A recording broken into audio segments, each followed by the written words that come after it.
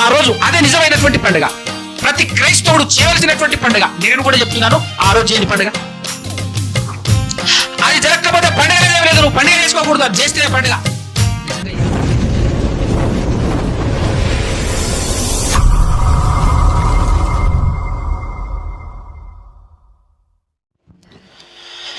సర్వోన్నతుడు, సర్వాధికారి, సమస్త సృష్టిని సృష్టించిన మన అందరి కనతండ్రి అయిన ఆ దేవాది దేవునికి మొదటగా ఆయన కుమారుడు యేసుక్రీస్తు ప్రభుల వారి ద్వారా పరిశుద్ధాత్మ సహాయంతోనే స్తుతి స్తోత్రాలు కృతజ్ఞతాస్తుతులు చెల్లించుచున్నాను. దేవునిగా ఆయన మాటలు వినబడినటువంటి మాటలను జాగ్రత్తగా హృదయంలో పదిలపరుచుకొని వాటి ప్రకారంగా మనసు మార్చుకొని బ్రతకాలి అనే సదుద్దేశం కలిగి వచ్చి కూర్చొని వింటున్నటువంటి మీ అందరికీ, అదే విధముగా ఈ ప్రాంతంలో సేవ చేస్తూ ప్రయాసపడుతున్నటువంటి సేవకులు, అలాగే సంఘ పెద్దలుగా ఉండి కూడా ఎంతో సహకారం అందిస్తున్నటువంటి సంఘ పెద్దలకు కూడా క్రీస్తు పేరిటనే నా యొక్క శుభములు, వందనాలు తెలియజేస్తూ ఉన్నాను.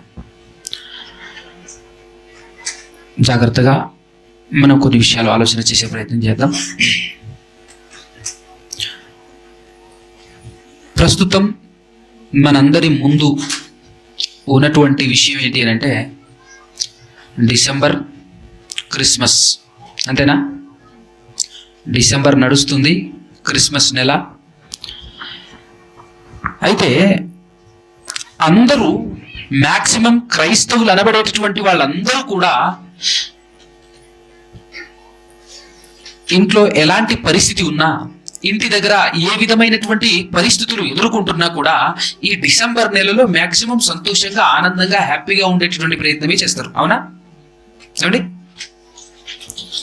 స్త్రీలు వింటున్నారా? అర్థమవుతుందా? అవునా కాదా చెప్పండి. ఏదో సార్ నవ్వండి చూద్దాం. డిసెంబర్ నెల మొత్తం కొంచెం ఆనందంగా ఉండేటటువంటి ప్రయత్నం చేస్తాం. ఎందుకు అనంటే ఏం పండుగ? స్త్రీలు బాగా చెప్తారు. ఏం పండుగమ్మా? కిస్మిస్ పండుగ. అంతేనా? కిస్మిస్ పండుగ కాబట్టి హ్యాపీగా, సంతోషంగా కదా. ఎందుకు అంటే యేసు క్రీస్తు పుట్టాడు. క్రైస్తవ్యంలో కొన్ని వర్గాల వారు అదే పనిగా ఉదయాన్నే లేచి, ఎవ్వరు లేవకముందు ఊర్లో తలుపు తట్టి గట్టిగా పట్ పట్ పట్ అని తలుపు తట్టి లేపిన తర్వాత ఏమంటారు తెలుసా? నేడు క్రీస్తు పుట్టాడు, హల్లెలూయా అని చెప్పేసి వెళ్ళిపోతుంటారు. అంతే. లేపి మీకు తెలుసా ఈరోజు యేసు పుట్టాడు అని చెప్పుకుంటూ తిరుగుతుంటాడు. అర్థమవుతుందా? ఏంటి ఇంత ఉదయాన్నే లేచి వచ్చేసాదనంటే ఆనందం తట్టుకోలేక, భరించలేక, ఓపిక పట్టలేక పరిగెత్తుకు వచ్చేసాం తల్లి మీకు కూడా చెప్తామని చెప్పేసి అని వచ్చి డోర్ కొట్టి యేసు పుట్టాడు అని చెప్పేసి చెప్తుంటారు కదా. అప్పుడు మనకు అర్థం కావాల్సినటువంటి మ్యాటర్ ఏంటంటే నిజంగా ఎంత ఆనందమో కదా వీళ్ళకు, ఎంత సంతోషమో కదా. యేసు క్రీస్తు ప్రభుల వారు పుట్టాడని చెప్పేసి ఎంత ఆనందపడుతున్నారు వీళ్ళు, ఎంత సంతోషిస్తున్నారు వీళ్ళు అని అనిపిస్తుంది కదా. కానీ మనం ఆలోచన చేయాలి, ప్రపంచానికి లేదా ఈ లోకానికి మేలు జరిగింది ఎప్పుడు, మంచి జరిగింది ఎప్పుడు? లేదంటే మన టైటిల్ ఏం పెట్టాము ఈరోజు? లోక కళ్యాణం. లోక కళ్యాణం అంటే ఏంటండి? కళ్యాణం అంటే పెళ్ళి ఒకటే తెలుసు మాకు, ఇంకేం తెలియదు అంటారా? కళ్యాణం అనగానే గుర్తుకొచ్చేది ఏంటిది? పెళ్ళే. పెళ్ళి అని అంటే భర్తకు భార్య దొరకటం, భార్యకు కదా, మేలే కదా, అది మంచినే కదా. భార్య దొరికిన వానికి తేలైతే కాదుగా, మేలు దొరికాను. భార్య దొరికిన వారికి మేలు దొరికాను. అదే కార్యక్రమం వివాహం అనేటటువంటి కార్యక్రమం లేదా కళ్యాణం అని అంటుంటారు. అలాగే ప్రపంచానికి మేలు జరిగినటువంటి దినం, ప్రపంచానికి మేలు మంచి జరిగినటువంటి దినం ఏదైనా ఉందా మీ దృష్టిలో, మీ జీవితంలో? అలాంటి రోజు ఈ ప్రపంచంలో, ప్రపంచానికే, ఈ లోకానికే మంచి జరిగినటువంటి దినం ఏమైనా ఉందా? ఏమండి ఆలోచిస్తున్నారా? మీరు ఆలోచించి సమాధానం చెప్పేటటువంటి ప్రయత్నం చేస్తే కొంచెం స్పీడ్గా వెళ్ళిపోతుంది పాఠము. ఇందాకలనే ఒక 2 వచనాలు చదివారు కదా వాక్య పఠనం అని. చూద్దాం. ఆ 2 వచనాలు చదివే ప్రయత్నం చేద్దాం. ఆ 2 వచనాల్లో మనకు ఏమర్థం అవుతుంది అనేది చూద్దాం. మొదటి పేతురు పత్రిక 1వ అధ్యాయము 10 నుంచి 12 వచనాలు. మీకు కలుగు ఆ కృపను గూర్చి, బాగా వినండి, మీకు కలుగు ఆ కృపను గూర్చి ప్రవచించిన ప్రవక్తలు ఈ రక్షణ గూర్చి పరిశీలించుచు తమ యందున్న క్రీస్తు ఆత్మ క్రీస్తు విషయమైన శ్రమలను గూర్చియు వాటి తర్వాత కలగబోవు మహిమలను గూర్చియు ముందుగా సాక్ష్యం ఇచ్చినప్పుడు, ఆ ప్రకటించిన ప్రవక్తలు ఎవరైతే ఉన్నారో వాళ్ళు ముందుగానే ఈ రక్షణను గురించి సాక్ష్యం ఇచ్చినప్పుడు ఆ ఆత్మ ఏ కాలమును ఎట్టి కాలమును సూచించుచు వచ్చెనో దానిని విచారించి పరిశోధించిరి.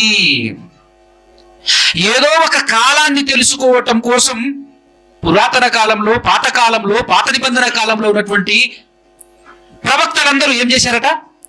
పరిశోధన చేశారన్నమాట. ఒక రకంగా శాస్త్రవేత్తలుగా తయారయ్యి పరిశోధన మొదలు పెట్టారు. మేము ప్రకటిస్తున్నటువంటి ప్రవచనం ఎంతో గొప్పది, ఎంతో ఆనందకరమైనటువంటిది, ఇది ఎప్పుడు ఏ కాలంలో జరగబోయేటటువంటిది ఇది అనేటటువంటి విషయం తెలుసుకోవటం కోసం ఏకంగా పరిశీలన మొదలు పెట్టారట ఆ కాలంలో ఉన్నటువంటి ప్రవక్తలు. నెక్స్ట్, పరలోకము నుండి పంపబడిన పరిశుద్ధాత్మ వలన మీకు సువార్త ప్రకటించిన వారి ద్వారా మీకు ఇప్పుడు తెలుపబడిన ఈ సంగతుల విషయమై, ఇప్పుడు మీకు తెలియబడిన ఈ సంగతుల విషయమై తమ కొరకు కాదు గాని మీ కొరకే తాము పరిచర్య చేసిరి అను సంగతి వారికి బయలుపరచబడేను. వాళ్లకు పరిశోధన చేయటం మాత్రమే కాకుండా ఒక వాస్తవం కూడా తెలుసుకున్నారు వాళ్ళు. ఓహో, ఈ రోజు మేము ప్రకటిస్తున్నటువంటి ఈ ప్రకటనలు, మేము ఓపెన్ చేస్తున్నటువంటి సంగతులు మాకు కాదనమాట. మా కొరకు కాదు మేము ఈ పరిచర్య చేస్తున్నది, రాబోయేటటువంటి కాలాన్ని గురించి మేము ఇక్కడ ప్రకటిస్తున్నాం అనేటటువంటి విషయం కూడా వాళ్ళకు బయలుపరచబడిందట. నెక్స్ట్, దేవదూతలు ఈ కార్యములను తొంగి చూడగోరుచున్నారు. దుఃఖమైనటువంటి, భయంకరమైన దుఃఖం కలిగినటువంటి టైమింగ్. అయితే దాన్ని దేవదూతలు చూడటానికి ఇష్టపడతారా? దేవదూతలు సహా, దేవదూతలతో కూడా వాళ్ళు కూడా ఏమని ఆలోచిస్తున్నారంటే, ఆ ప్రవక్తలు ప్రకటించుకుంటూ వస్తున్నటువంటి ఏదైతే ఉందో అది నిజానికి దేవదూతలకు కూడా తెలియదు. బాగా వినండి, దేవదూతలకు కూడా తెలియని విషయం అది. అందుకోసమే మనకు ఒక సంగతి తెలుసు. కొర్నేలి అనేటటువంటి ఒక నీతిమంతుడు ఉంటాడు కదా, ఆ నీతిమంతుని దగ్గరికి దేవదూతలు వెళ్ళేసి ఏమంటారంటే,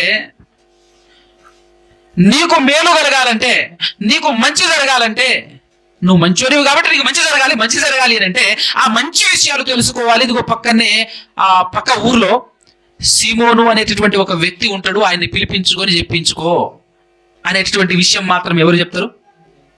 దేవదూత చెప్తారు. ఈ విషయం మనకు తెలుసు కదా, తెలుసు కాబట్టి చెప్తున్నాను. దేవదూతే దిగి వచ్చేసి ఆ మాట చెప్పినప్పుడు, ఇప్పుడు కొర్నేలు గారు ఒకవేళ అడిగితే, అయ్యా అక్కడ దానికి ఎందుకు, నువ్వు వచ్చినావుగా కానీ రాదు అని అంటే అయిపోతుంది కదండి. మళ్ళీ ఆయన పిలిపించుకోవాలా, నువ్వు వచ్చినావుగా, నువ్వు అదేదో నువ్వు చెప్పే రాదు అని అంటే, నాకు తెలిస్తే ఆయన పిలుచుకురా నేను ఎందుకంట, అవునా కదా? ఆ విషయం నాకు తెలిస్తే వాళ్ళని పిలుచుకొచ్చేసి చెప్పించుకోనేటటువంటి మాట నేను ఎందుకు చెప్తా? ఆయన నువ్వు పిలుచుకొస్తే, ఆయన దగ్గరికి వచ్చి చెప్తే అది నేను కూడా వింటా, అవి నేను కూడా వినాలి. అది దేవదూతలు ఎదురు చూసేటటువంటి ఎదురు చూపులు. అందుకోసమే దేవదూతలు సైతం ఏం చేయాలని ఎదురు చూస్తున్నాయట? ఈ కార్యమును తొంగి చూడగోరుచున్నాయట. ఇక్కడ మనకు అర్థమవుతున్నటువంటి విషయం, ఒక దినం, ఒక కాలం, ఒక టైం ఉంది.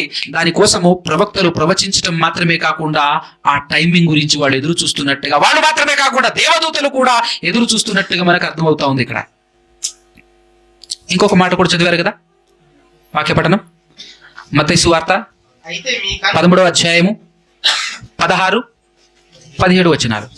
యేసుక్రీస్తు ప్రభువు వారు మాట్లాడుతున్నారు ఇక్కడ. అయితే ఎవరితో మాట్లాడుతున్నారు? అది కూడా కావాలి మనకు. శిష్యులతో కదా. ఎవరితో మాట్లాడుతున్నారండి? శిష్యులతో. ఏమంటున్నాడు? అయితే మీ కన్నులు చూచుచున్నవి గనుక అవి ధన్యములైనవి, మీ చెవులు వినుచున్నవి గనుక అవి ధన్యములైనవి అనేక ప్రవక్తలను నీతిమంతులను మీరు చూచు వాటిని చూడగోరియో చూడకపోయిరి, మీరు విను వాటిని వినగోరియో వినకపోయిరని మీతో నిశ్చయముగా చెప్పుచున్నాను. చూసారా, అక్కడ ప్రవచించిన ప్రవక్తలు ఏ కాలము ఎట్టి కాలములో ఇది సంభవించబోతుందో అనేటటువంటి విషయాన్ని పరిశోధించారు, పరిశీలన చేశారు.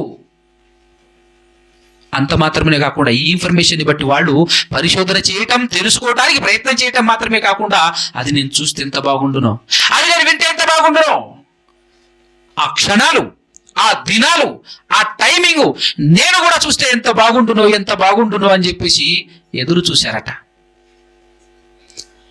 లోక కళ్యాణం జరిగేటటువంటి ఆ గడియలు, లోక కళ్యాణం జరగవలసినటువంటి గడియలను మేము కూడా చూసుంటే ఎంత బాగుండును అనేటటువంటి చాలా మంది ప్రవక్తలు ప్రకటించారు దీని గురించి.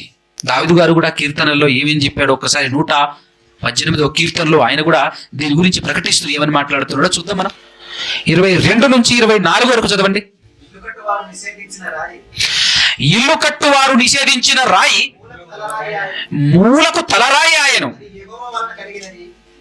ఆ రాయి ఎవరి వల్ల కలిగిందట? యెహోవా వలన అది కలిగెను. అది మన కన్నులకు ఆశ్చర్యము. ఇది యెహోవా ఏర్పాటు చేసిన దినము. ఇది ఏ దినము? యెహోవా ఏర్పాటు చేసిన దినము. దీని యందు మనము ఉత్సహించి సంతోషించదము. బా, ఆ దినమందు ఏం చేయాలట?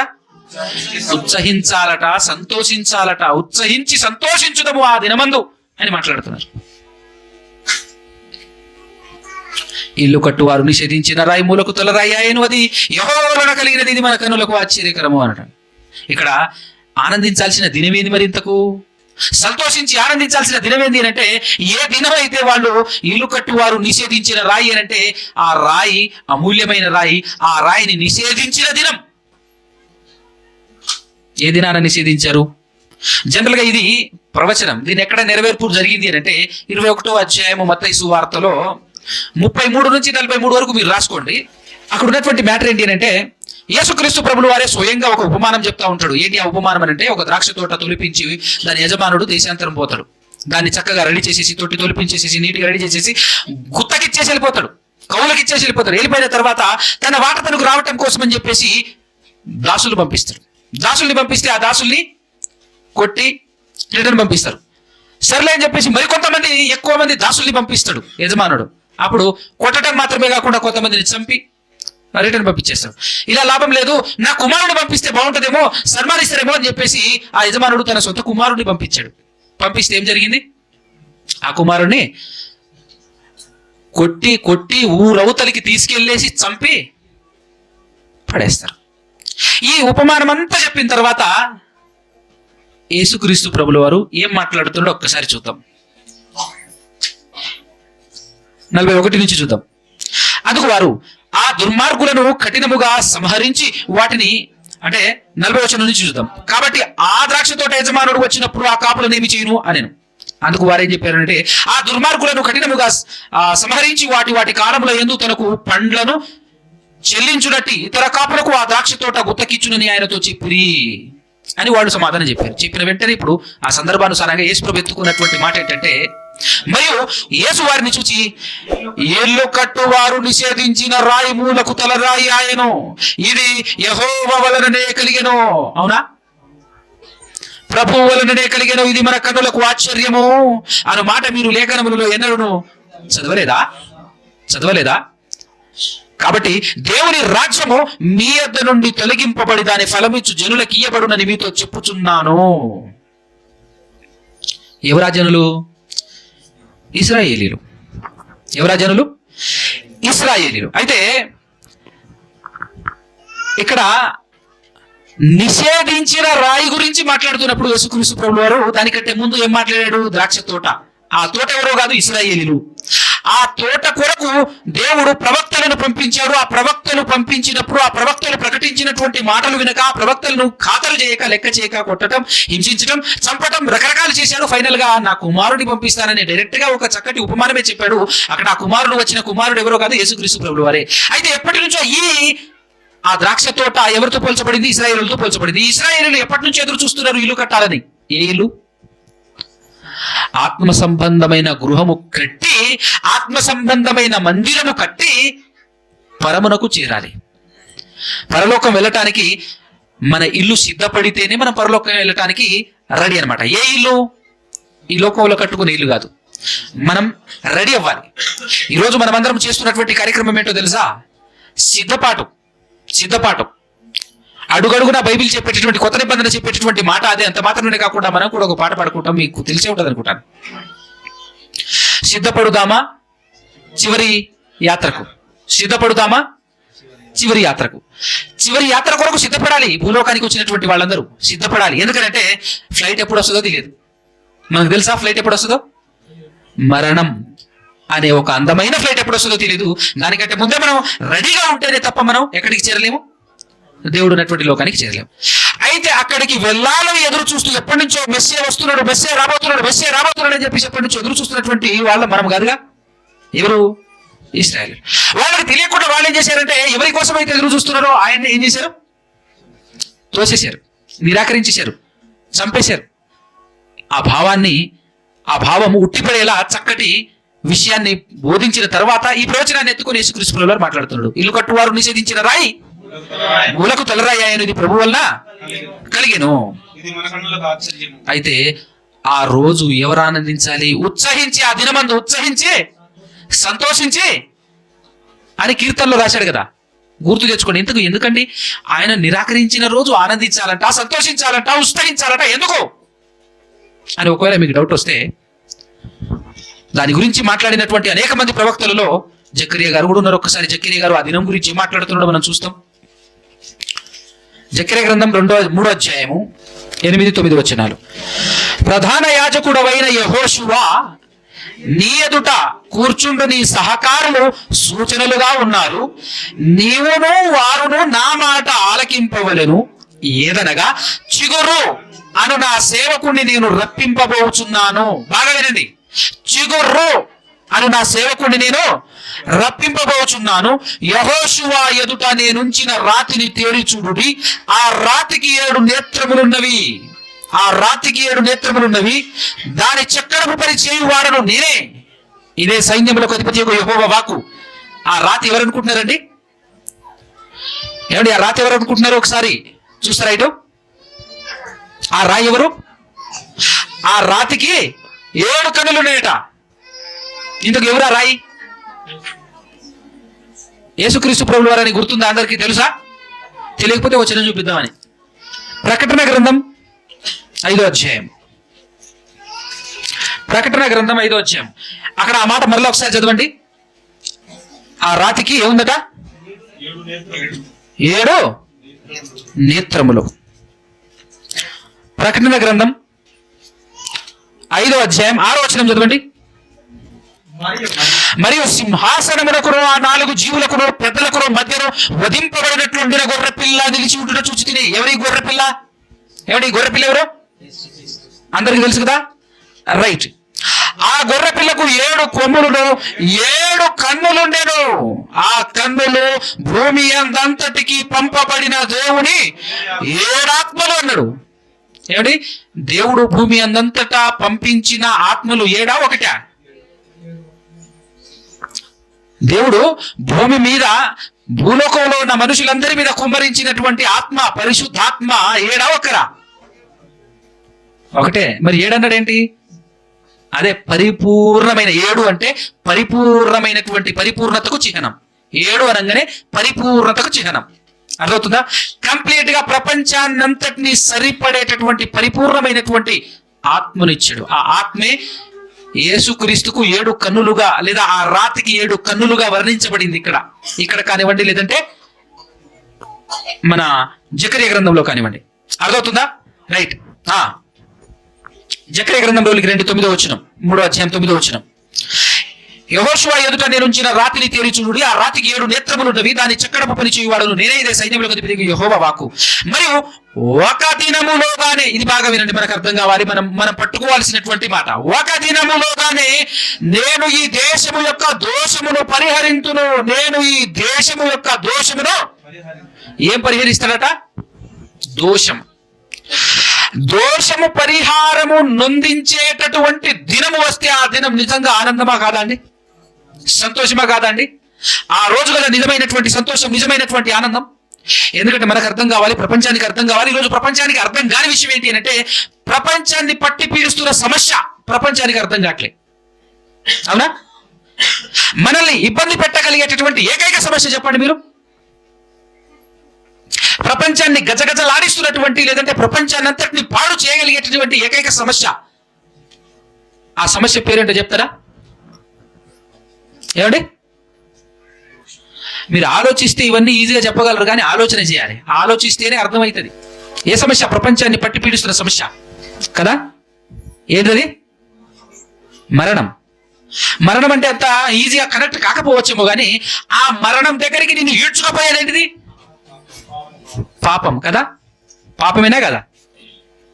తరతరాలు యుగయుగాలు ఆరని అగ్నిలో మండే ఆ మంటలో ఎల్లప్పుడూ కాలేటటువంటి నీ ఆత్మ పడే క్షోభ, మీ ఆత్మ పడేటటువంటి మన ఆత్మ అక్కడికి వెళ్ళి ఎన్ని దినాలు, తరతరాలు, అసలు అంతము లేని రోజులు భయంకరమైనటువంటి నొప్పి, బాధ, ఇబ్బంది భరించేటటువంటి ఆ లోకానికి ప్రపంచమంతా వెళ్ళిపోతుంది. ప్రపంచమంతా వెళ్ళిపోతుంది.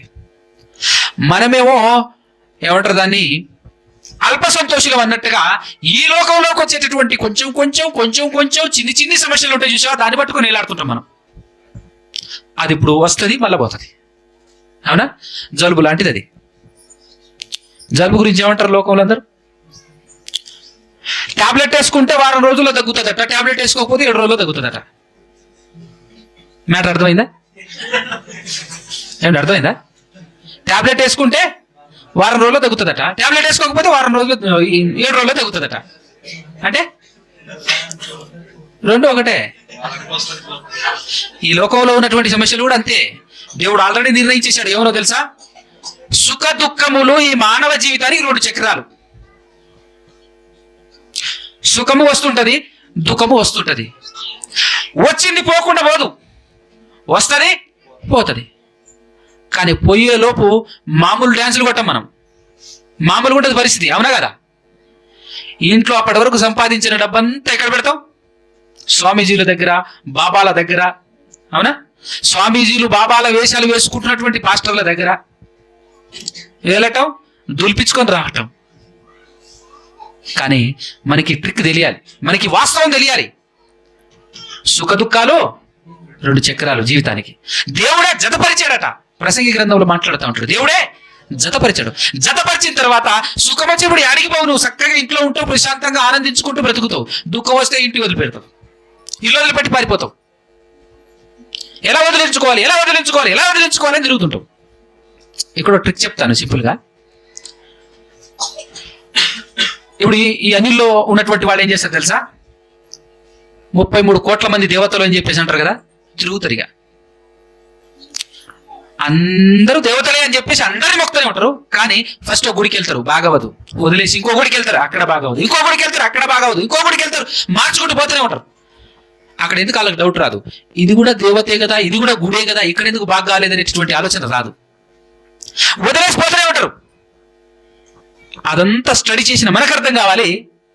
దాని టైం అయిపోయే లోపు వీడు తిరగాల్సిన కాడికి తిరుగుతాడు. మొత్తం అన్ని గుళ్ళన్నీ తిరుగుతాడు. ఫైనల్ గా ఎక్కడో ఒక చోట ఉన్నప్పుడు టైం అయిపోతుంది.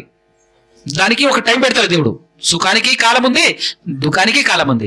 ఆ కాలం అయిపోయేలోపు పిచ్చి తిరుగుడు తిరిగి ఫైనల్ టచ్ ఎక్కడ ఉంటుంది. ఆ ఫైనల్ టచ్ ఒకవేళ పాస్టర్ దగ్గరికే పోయింది అనుకో, అమ్మయ్య పలానా పాస్టర్ దగ్గరికి వెళ్ళారు, నా రోగం పోయింది అని మైకి పెట్టుకొని సాక్ష్యం చెప్పటం. అవునా కదా? ఒకవేళ అక్కడ దాకా రాకముందే ఏదో ఒక గుడి దగ్గర, ఏదో ఒక బాబుజీ దగ్గర పోయింది అనుకోండి, ఆ జబ్బు పోయింది అనుకోండి, దుఃఖం పోయింది అనుకోండి, జీవితంలో ఎక్కడికి పోడు. ఆయన దగ్గరికి పోతేనే నా దుఃఖం బాగైంది, నా రోగం పోయింది కాబట్టి కథం. కానీ దానికంటూ కాలం ఉంటుంది. ఆ కాలం వరకు నువ్వు జాగ్రత్తగా ఓపిక పట్టి నిజమైనటువంటి సర్వసత్యం కలిగినటువంటి దేవుణ్ణి, సృష్టికర్త అయినటువంటి దేవుణ్ణి ఆనుకొని ఓపికతో నువ్వు ఉంటే ప్రతిదానికి ఒక కాలం ఉంది, ప్రతిదానికి ఒక టైం ఉంది అని దేవుడు ఆల్రెడీ పెట్టేశాడు. కానీ ఆ అవగాహన లేక మనం తిరుగుతూ ఉంటాం. అయితే అవి పెద్ద సమస్య కాదు, ఇవి పెద్ద సమస్య కాదు. ప్రపంచానికి ఉన్న అసలు సిసలైన సమస్య ఒకటి, అది పాపం. మనుషులు చేస్తున్నటువంటి పాపం. ఆ పాపం వల్ల మనుషులందరూ యుగ యుగాలు తరతరాలు ఎక్కడికి పోతున్నారు? నరకం. దాని విలువ తెలిస్తే, దాని విలువ మనకు అర్థం కావట్లేదు, దాని విలువ తెలిస్తే, అది ఎంత భయంకరమైందో దాని విలువ తెలిస్తే, ఆ దినం లేదంటే ఆ పాపము పోయేటటువంటి, ఆ పాప ప్రక్షాళన జరిగేటటువంటి దినం ఎంత ఆనందకరమైన దినమో, ఎంత సంతోషకరమైనటువంటి దినమో, అప్పుడు ఆ సంతోషంకున్న, ఆ ఆనందానికి ఉన్న విలువ కూడా అప్పుడు మనకు అర్థమవుతుంది. పాపం ఎంత భయంకరమైనదో, ప్రపంచాన్ని ఎంత భయంకరంగా పట్టి పీడిస్తుందో. ఈరోజు ప్రపంచంలోకి వెళ్తే కాస్తో కూస్తో ఈ సత్యాన్ని, సర్వసత్యాన్ని తెలుసుకుంటున్నటువంటి మనము, సత్యం తెలియక పాపం చిన్న చిన్న విషయాలకే ఆరాటపడుతూ అల్లాడిపోతూ సంపాదించిన సంపదంతా, జీవితాన్నంతటిని పణంగా పెడుతూ ఉన్నప్పుడు, అదంతా చూసినప్పుడు మనకి ఎంత బాధ కలుగుతుందండి. సత్యం తెలియక, సత్యం ఎరుగక అసత్యంలో బ్రతుకుతున్నటువంటి వాళ్ళు అజ్ఞాన అంధకార క్రియలు చేసుకుంటూ, తమకున్నటువంటి ధనాన్ని, తమకున్నటువంటి సమయాన్ని వెచ్చిస్తూ, తమ కాలాన్ని వృధాగా గడుపుతున్నటువంటి విధానాన్ని చూసినప్పుడు సర్వసత్యం తెలిసినటువంటి వ్యక్తి ఎంత బాధపడతాడు. సత్యం తెలిస్తే ఒకటే మార్గం, తెలియకపోతే భయంకరం. ఎన్ని చుట్లు తిరుగుతారో, ఎక్కడికెక్కడికి వెళ్తారో అర్థం కాదు. కాబట్టి పాపం అనేటటువంటిది ఈ ప్రపంచాన్ని పట్టి పీడిస్తున్న సమస్య. ఈ పాప ప్రక్షాళన జరిగిన రోజు నిజమైనటువంటి ఆనందం, నిజమైనటువంటి సంతోషం. అదే ఇక్కడ దేవుడు చెప్తున్నటువంటి మాట. ఏం చెప్తున్నాడు? నేను ఈ దేశం యొక్క దోషమును పరిహరింతును ఒక దినములోగానే అనేటటువంటి మాట మాట్లాడాడు. దానితో పాటు 13వ అధ్యాయం, ఇదే జకరియా గ్రంథం 13వ అధ్యాయం ఏం చెప్తున్నాడో చూడండి. 13వ అధ్యాయం 1వ వచనం నుంచి 4 వచనాలు చూసినట్లయితే, ఆ దినమున పాపమును అపవిత్రతను పరిహరించుటకై దావీదు సంతతి వారి కొరకును యెరూషలేము నివాసుల కొరకును ఊట ఒకటి తీయబడును. ఊట అంటే అర్థం తెలుసా మీకు? ఏమంటే మీకు ఊటలు ఉన్నాయి ఇక్కడ? ఊటలంటే అర్థం ఏంటి? ఊటలంటే నీరు కాదండి. ఊట అంటే చెప్పండి. లోట సెంబెడు నీళ్లు తీసుకెళ్ళామనుకో ఎప్పటికైపోతుంది? బిందెడు నీళ్ళు తీసుకెళ్ళామనుకో ఎప్పటికైపోతుంది? తాగినవనుకో మధ్యాహ్నానికో సాయంత్రానికో అయిపోతుంది. అదే ఊట ఉందనుకో అయిపోతుందా? మనకు అర్థం కావాల్సిన మ్యాటర్ అది. ఊట అంటే ఎప్పటికీ అయిపోదు, ఊరుతూనే ఉంటది కదా. ఎంత తాగినా ఊరుతూనే ఉంటది. ఆ గుంట ఖాళీ అయిపోయినా కూడా మళ్ళా ఊరుతూనే ఉంటది. అది లెక్క. అంటే ఎలాంటి పాపి అయినా, ఎంతటి పాపి అయినా కూడా అలాంటి పాపులందరినీ ఏం చేస్తాడు? ఒక పాపాన్ని 100 సార్లు చేసినా కూడా ఒక్కసారి ఊట దగ్గరికి వచ్చినావు అనుకో ఏమైపోద్ది? దాహం తీరిపోద్ది. అది అర్థం కావాల్సిన పాయింట్. ఊట ఒకటి తీయబడును. దేని కొరకు? పాపమును అపవిత్రతను పరిహరించటానికి. కొన్ని దినాలకే అయిపోయింది, పవర్ అయిపోయింది అనటానికి లేదు ఇక్కడ. ఎన్ని తరాలు వచ్చినా, ఎన్ని యుగాలు వచ్చినా కూడా ఈ భూమి ఉన్నన్ని రోజులు ఈ ఊట తరగదు, ఆరదు, ఎండిపోదు, ఊరుతూనే ఉంటది. పాప ప్రక్షాళన జరుగుతూనే ఉంటది. అదనమాట. ఆ దినమున పాపమును అపవిత్రతను పరిహరించుటకై దావీదు సంతతి కొరకును యెరూషలేము నివాసుల కొరకును ఊట ఒకటి తీయబడును. ఇదే సైన్యములకు అధిపతియగు యెహోవా వాక్కు. ఆ దినమున విగ్రహముల పేర్లు ఇకను జ్ఞాపకమునకు రాకుండా దేశములో నుండి నేను వాటిని కొట్టివేతును, మరియు ప్రవక్తలను అపవిత్రాత్మను దేశములో లేకుండా చేస్తాను. ఎవరైనను ఇక ప్రవచనము పలక పూనుకొనిన ఎడల వానిని కన్న తల్లిదండ్రులు నీవు యెహోవా నామమున అబద్ధము పలుకుచున్నావే, నీవు బ్రతుకని వారితో చెప్పుదురు. వాడు ప్రవచనము పలుకగా వారిని కన్న తల్లిదండ్రులే వారిని పొడుచుదురు. ఆ దినమున తాము పలికిన ప్రవచనములను బట్టి, తనకు కలిగిన దర్శనములను బట్టి ప్రవక్తలు సిగ్గుపడి ఇకను మోసపుచ్చకూడదని గొంగలి ధరించుట మానివేయుదురు. వాడు నేను ప్రవక్తను గాను బాల్యమున నేను నన్ను కొనిన ఒకని యొద్ద సేద్యపు పని చేయువాడనై ఉన్నానను. అంటే మనల్ని ఎవరో కొనేస్తారు. ఆ దినాన మనల్ని ఎవరో కొనేస్తారు. ఆయన కొన్నాడు కాబట్టి నేను ఆయన చేత కొనబడినటువంటి దాసుడనే తప్ప నేను ప్రవక్తను కాదు, కొత్తగా ప్రవచనాలేవే పలకను అనాలట ఆ దినాన. ఎంత గొప్ప దినము! అలాంటి దినము ఈ పాటికి మీకు ఎంతో కొంత అర్థమయ్యే ఉంటది కదా. ఏమండి? అలాంటి దినము కొరకు ఎదురు చూస్తున్నారు అనమాట. ఆ దినము గురించి ప్రకటిస్తున్నటువంటి ప్రవక్తలు ఎంత చక్కగా, ఎంత అద్భుతంగా ప్రకటిస్తున్నారో చూసారా? ఇవన్నీ ఎక్స్ప్లెనేషన్ చేసుకుంటూ పోతే టైం మనకు అయిపోతుంది అని చెప్పేసి నేను కొంచెం స్పీడ్కి వెళ్ళిపోతున్నాను. ఒకసారి 14వ అధ్యాయం జకరియా గ్రంథం 7 నుంచి. ఆ దినము ప్రత్యేకమైనదిగా ఉండును, అది యెహోవాకు తెలియబడిన దినము. పగులు కాదు, రాత్రి కాదు, అస్తమయ కాలమున వెలుతురు కలుగును. ఆ దినమున జీవ జలములు యెరూషలేములో నుండి పాడి సగము తూర్పు సముద్రమునకును సగము పడమటి సముద్రమునకును దిగును. చూసారా, అక్కడి నుంచి ఏం పారుతుందట? జీవ జలము యెరూషలేములో నుంచి పారుతుందట. పారే దినం ఒకటి వస్తుందట. అర్థమవుతుందా? ఒక దినము గురించి ప్రకటిస్తున్నారండి ప్రవక్తలు. పాత నిబంధన కాలంలో ఒక దినము గురించి ప్రకటిస్తున్నారు. ఆ దినము సంతోషకరమైన దినమట. ఆ దినమందు ఆనందించి ఉత్సహించాలట. ఉత్సహించేటటువంటి దినమట. అది సంతోషించేటటువంటి దినమట. అయితే ఏది ఆ దినము, ఎప్పుడు ఆ దినము అని చెప్పేసి మాట్లాడితే, ఆ దినము గురించి కూడా యేసుక్రీస్తు ప్రభువు వారు మాట్లాడుతూ, ఆ దినము గురించి యేసు ప్రభు మాట్లాడినటువంటి మాట గురించి చూద్దాం ఒకసారి. యోహాను సువార్త 8వ అధ్యాయము 56వ వచనం. మీ తండ్రి అయిన అబ్రహాము నా దినము చూతునని మిగుల ఆనందించెను. అది చూసి సంతోషించాడటండి అబ్రహాము గారు. నా దినము చూడాలి అని ఆ దినము ఇప్పటివరకు మనం మాట్లాడింది దినము గురించి. ఇప్పటివరకు మనం మాట్లాడింది, లేదంటే మనం చూసింది ప్రవక్తలు ప్రవచించినటువంటి ప్రవచనాలన్నీ ఒక దినం గురించి ప్రకటిస్తున్నాయి. ఆ దినము సంతోషకరమైన దినము, ఆనందకరమైన దినము. ఆ దినము రోజు అందరూ సంతోషించాలి, ఆనందించేటటువంటి దినం అని చెప్పేసి ఆ దినం గురించి మాట్లాడుతూ ప్రవక్తలందరూ ముందుకు సాగారు. అయితే ఆ దినము ఏ దినము అని మనం ఆలోచిస్తుంటే, యేసుక్రీస్తు ప్రభువువారు కూడా ఎత్తుకొని ఆ దినము నా దినమే అంటున్నాడు ఆయన. యేసుక్రీస్తు ప్రభువువారు ఏమంటున్నాడు? ఆ దినము నా దినమే. అయితే ఆ నా దినము అబ్రహాము గారు చూడాలి అని ఆశపడ్డాడు. చూడాలి అని ఆశపడి చూశాడు. చూసి ఆనందించాడట. చూసి ఆనందించాడు అని అంటే నిజంగా అది చాలా సంతోషకరమైన దినం కదా, అది ఆనందకరమైన దినమే కదా అది. చూసి ఆనందించాడట. ఎప్పుడు చూశాడు? ఎక్కడ చూశాడు? అబ్రహాము గారు చూసేశాడట. ఏం చూశాడు అబ్రహాము గారు చెప్పండి. ఇప్పుడు ఈ వచనాన్ని బట్టి గట్టిగా మీరందరూ చెప్పాలి. ఏం చూశాడు? యేసుక్రీస్తుని చూశారా? ఏమిటి? యేసుక్రీస్తుని చూశారా? యేసుక్రీస్తు దినాన్ని చూశాడా? ఇప్పటి వరకు మనం మాట్లాడుతున్నాం అది సంతోషకరమైన దినం అని. ఎందుకు సంతోషకరమైన దినము చెప్పండి? అది కూడా మాట్లాడుకున్నాం. పాపాలను పరిహరించే దినం కాబట్టి. అర్థవుతుందా? ఏ దినం అది? సంతోషకరమైన దినము. ఎందుకు సంతోషకరమైన దినం అంటే, ఎవరి పాపాలను? ప్రపంచంలో ఉన్న ప్రతి మనిషి పాపాలను పరిహరించేటటువంటి దినం అది. అంటే ప్రపంచానికే మేలు కలిగే దినం అది. ప్రపంచానికే మంచి జరిగేటటువంటి దినం అది. దాని గురించి నన్ను అడిగితే మొట్టమొదట దేవుడు అబ్రహాము గారికి చెప్పాడండి. మొట్టమొదట ఆ దినం గురించి ఎవరికి చెప్పారో తెలుసా? అబ్రహాము గారికి చెప్పారు. ఒకసారి ఆదికాండం 12వ అధ్యాయము 1-2 వచనాలు చదవండి. యెహోవా నీవు లేచి యెహోవా మాట్లాడుతున్నాడు అక్కడ. దేవుడు మాట్లాడుతూ, నీవు లేచి నీ బంధువుల యొద్ద నుండి బయలుదేరి నేను నీకు చూపించు దేశమునకు వెళ్ళుము. నిన్ను గొప్ప జనముగా చేసి నిన్ను ఆశీర్వదించి నీ నామమును గొప్ప చేయుదును. నిన్ను ఆశీర్వదించు వారిని ఆశీర్వదించదను, చెప్పించదను. ఇది గుర్తుపెట్టుకోండి. భూమి యొక్క సమస్త వంశములో నీయందు ఆశీర్వదింపబడునని అబ్రహాముతో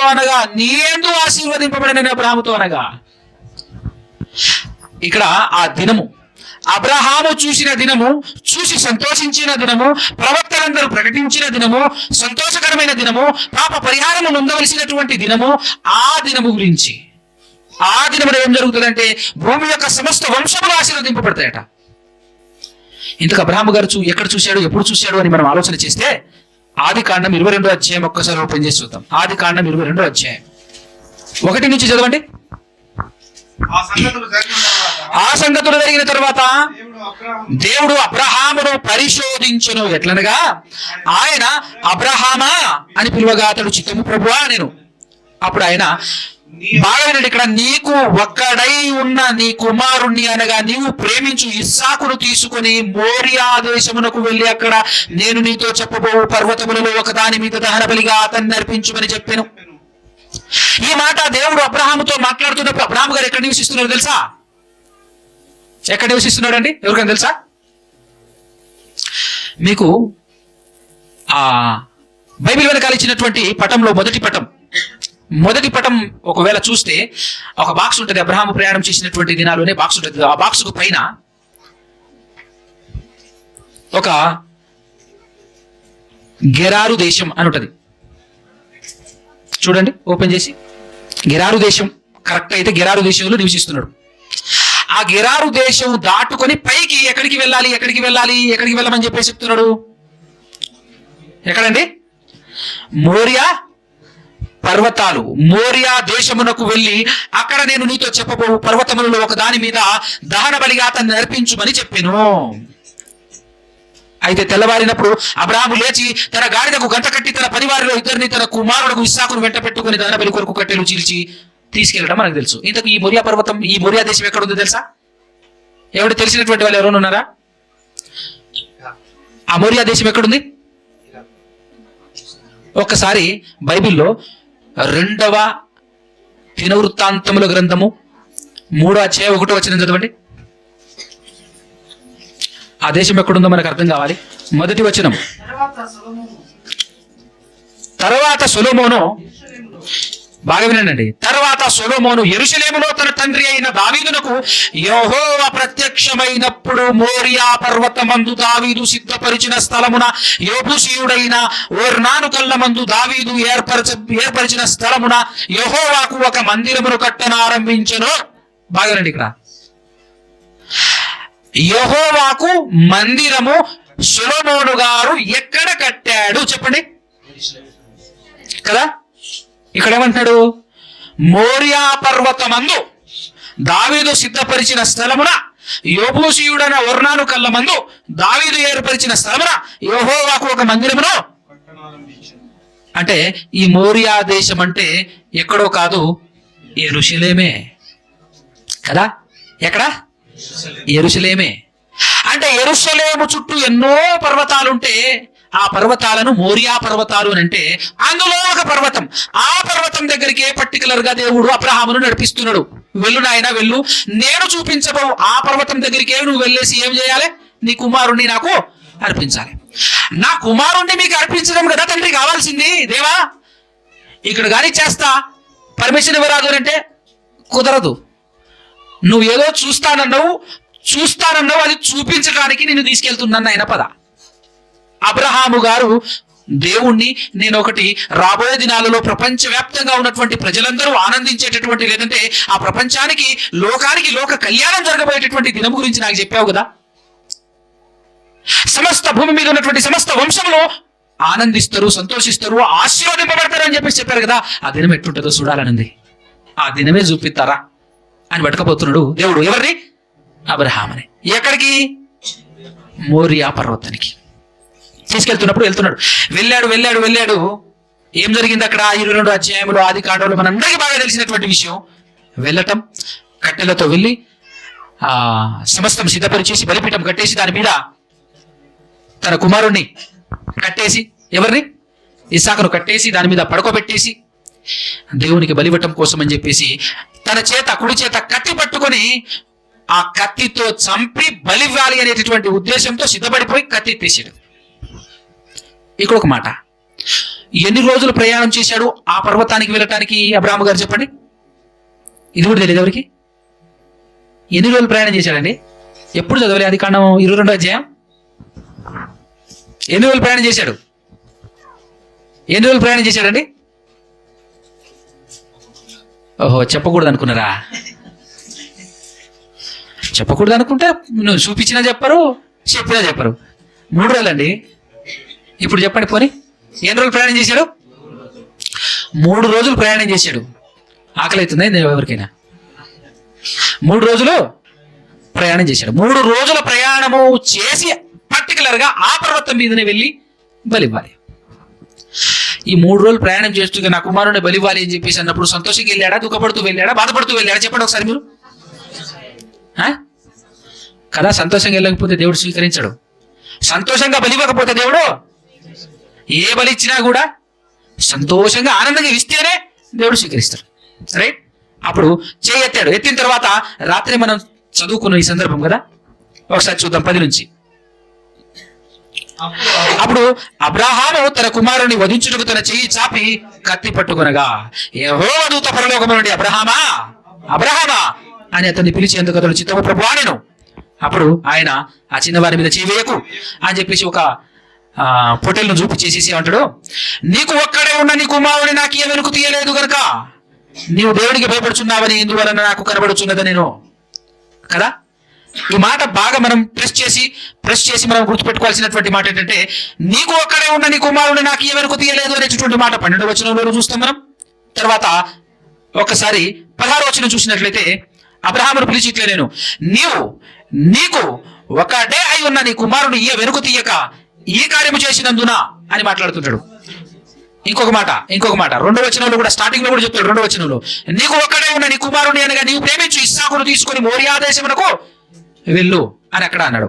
16వ వచనంలో కూడా నీకు ఒకడే ఉన్న నీ కుమారుని ఏ వెనుక తీయక ఈ కార్యము చేసినందున నేను నిన్ను ఆశీర్వదించి ఆకాశ నక్షత్రముల వలె సముద్ర తీరమందు తీసుకోవలేని సంతానము నిత్యముగా విస్తరింప చేసేదను, నీ సంతతి వారు తమ శత్రువులుగా విని స్వాధీనపరుచుకొందురు. తర్వాత 18వ వచనం, మరియు నీవు నా మాట వినినందున భూలోకములోని జనములన్నీ నీ సంతానము వలన ఆశీర్వదింపబడును అని నా తోడని ప్రమాణము చేసి ఉన్నానని యెహోవా సెలవిచ్చెను. అర్థమవుతుందండి? అంటే ఇక్కడ నీకు ఒక్కడై ఉన్న నీవు ప్రేమించు నీ కుమారుని నాకు బలిచ్చావు గనుక నీ సంతానము వలన ఏం జరుగుతుంది? భూప్రపంచంలో ఉన్నటువంటి జనాలందరూ కూడా ఏం జరుగుతుంది అన్నాడు? ఆశీర్వదింపబడబోతున్నారు, ఆశీర్వదిస్తాను అని అన్నాడు.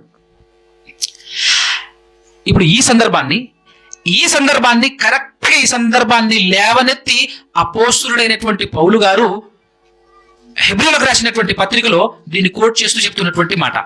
ఇంతకు దానికంటే ముందు ఒక్కసారి ఇక్కడ మనం చూద్దాం. ఇక్కడ దేవుడు అబ్రహాముతో చెప్పినటువంటి మాట, నీ సంతానము వలన భూలోకములోని ప్రజలందరూ జనాలందరూ వంశములన్నీ ఆశీర్వదింపబడును అన్నాడు కదా. ఇందుకు ఆ సంతానం ఏంటో చెప్తారా? ఎవరు ఆ సంతానము? ఎవరు తెలుసా? ఆ సంతానం ఎవరు తెలుసా?